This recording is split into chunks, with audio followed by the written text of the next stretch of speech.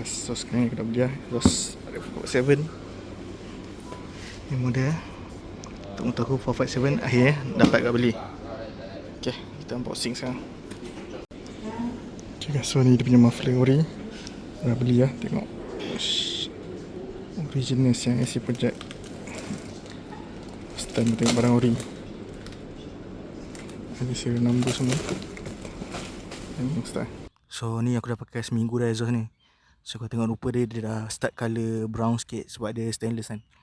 Kau tengok dia ada brown, betul ada purple sikit kat sini. So ni dah pakai lama akhirnya. Dah lebih seminggu dah aku pakai. So far cun nak bunyi dia padu. Nanti kita buat test bunyi, tengok macam mana. Tapi ni first time lah aku beli exhaust original AC Project kan. So kau tengok dia punya mount, fitment semua cun duduk dekat tepi tu. Bagi aku design dia memang nice lah.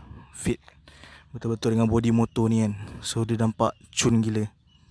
Aku tengok pun macam style guard sebenarnya yang underbelly pada plan. Asalnya aku nak yang side tepi, yang duduk kat tepi tu kan, ikat kat footrest tu. Tapi yang tu tak ada stock kan. So aku beli yang ni lah. Ni pun original standard. Sebab exhaust standard aku sebenarnya, kenapa aku tukar, plannya aku tak nak tukar. Kenapa aku tukar, exhaust standard aku ada problem, ada bunyi macam pecah tau. Korang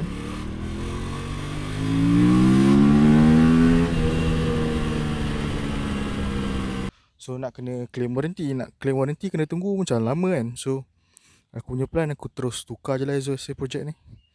Senang sikit kan, direct terus tukar.